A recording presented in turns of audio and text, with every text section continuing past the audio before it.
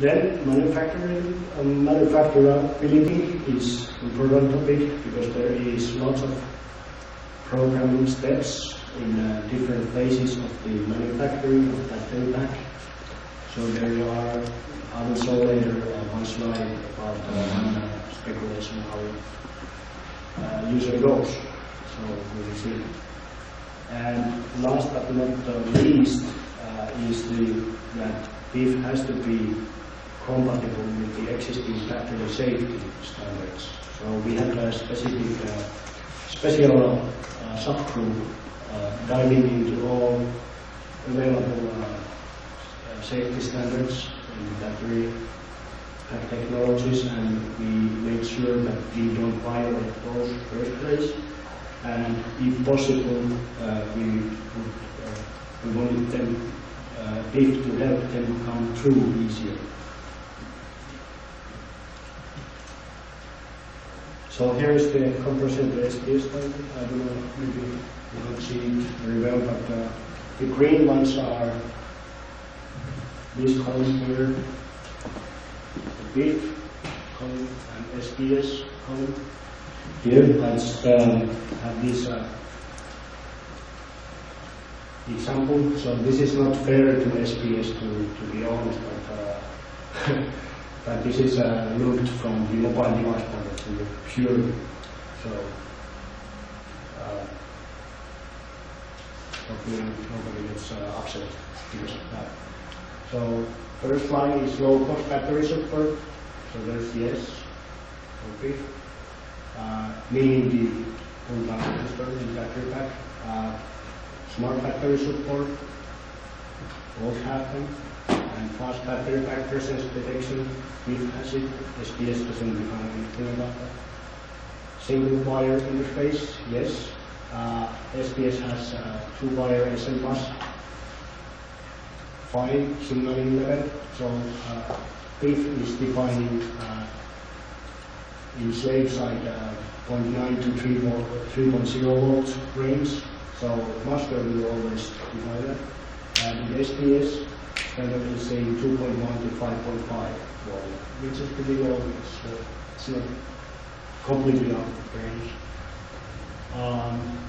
Battery authentication function, PIF, we have defined access to it. We haven't defined actual function here later on. In SPS, there's nothing for that one. Battery temperature monitoring, meaning the function. Both of them have the temperature reading. Interrupts. So in the slave device, so PIF has it. SPS would need optional additional wire. Then manufacturer-specific function support. PIF supports it, and also SPS supports it, but it's only up to 5. But also there's difference how the version control and those things will function. That's different. Then the unified software access to all functions and data. In PIF, yes, in SPS, no. Then the unified scalable data structure and scalable function content in a slave device based on the lead. So PIF, that has been done in SPS. So SPS more or less is a list of registers that are there or not. And then I go to the architecture. So I just want to show the first page as a summary. This is all full page, lots of text, but you are interface experts, so you want to see quickly what PIF is all about. So it's a single wire, open train, communication interface, supports single low-cost battery or single smart battery pack on a battery communication line, which is ECL. Later in the presentation as well. Also it supports battery pack insertion, presence and removal detection. So this all is one function basically. single master, multi-slave, so it's up to 32 slaves in the battery pack, and 1.28 slaves in master side. Then asynchronous master and slave clocks, scalable data rate up to 250 kilobit per second, which is average speed. Then we have interrupt capability and generic scalable data structures defined using MIPI device descriptor clock layer 1 and layer 2. So we are compatible with MIPI DVP. Up to 64 kilobytes addressable memory space per slave, but additionally you could do function that can go beyond that if you will. So this allows for low-cost slave implementation, low K count, low accurate time base in slave. So it's turning about around 1 kilo K in slave. And one interesting is as well that the protocol can be implemented by software in the host using GPIO and URA processing. So sometimes that's good feature.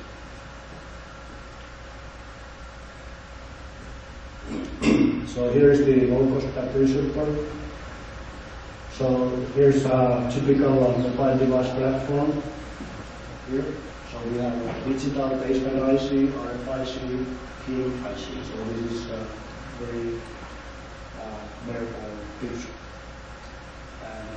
Typically, the PIF master would reside in PM power management IC, and we have the battery line, ground, and then the PCL line for the PIF. And in low-cost battery, we have RID. RID resistor. Of course, we would have some safety electronics here. I'm not drawing those because PIF is not touching them. So PIF defines the accuracy and range of the RID resistor, measurement,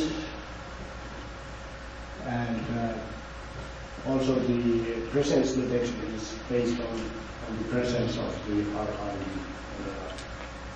I will have later a little more about that. And then the smart battery support. So in as I said earlier, there could be up to 32 big slave devices in the battery pack. That would be quite desperate anyways. So typically you would integrate everything into one chip, all functions and use that. But there could be situations where you need two, because in this one you have temperature sensor, and the other one you have authentication by some other company. And then we have one RID per battery pack, not per IC. And in the host side, we can have also PIF slaves hanging on this same line, reusing the same line. So if you want to, for example, monitor your PA temperature in R, you could use a PIF slave that has already temperature sensor to measure the PA temperature. Yeah. So each PIF slave, is that a battery, or what actually is each PIF slave? One slave is IC that contains, for example, certain functions, these temperature sensor function, current measurement, voltage measurement, all that kind of functions. And so you can have many slaves hanging on that same bus.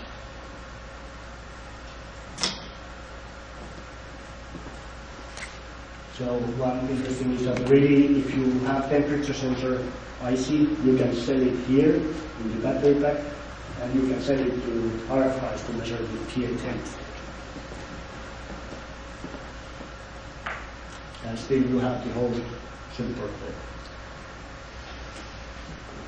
So then a little bit about the internal structure of these this master.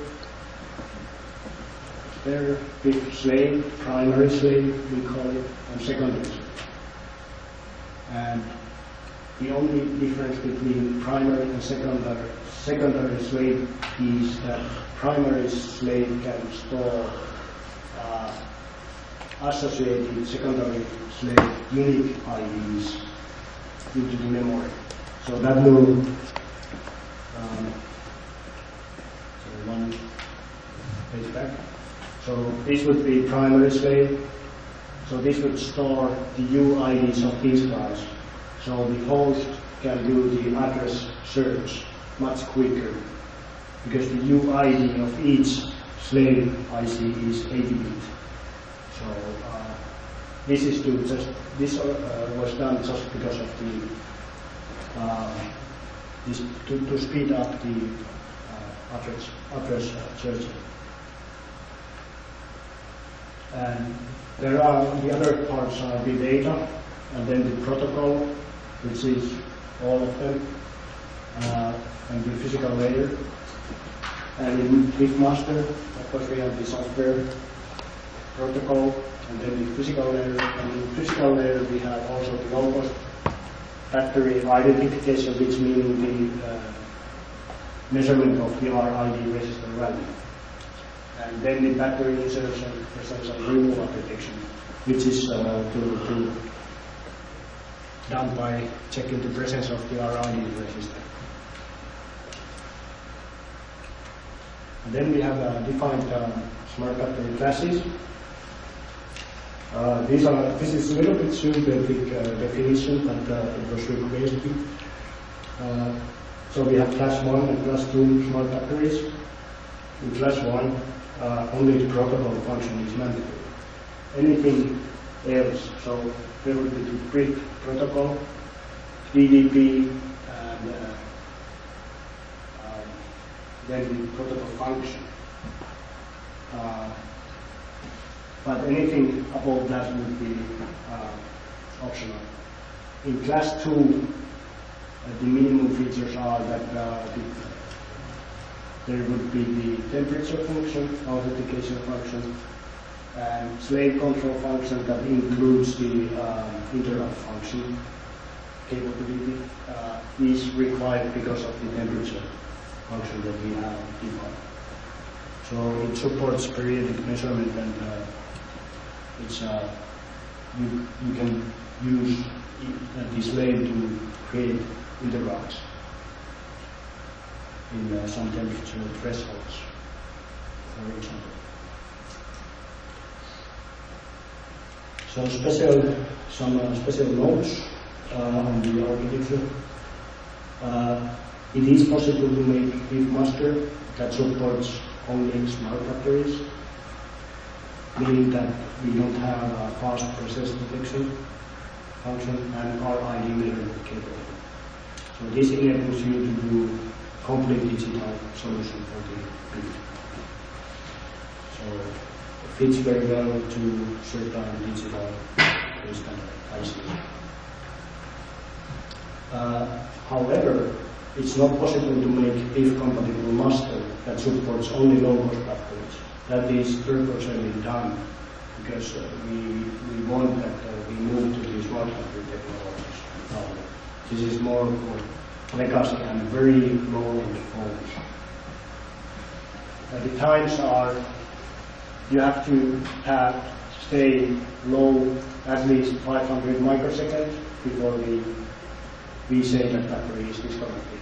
And the latest point to tell to the host system is 1000 microseconds.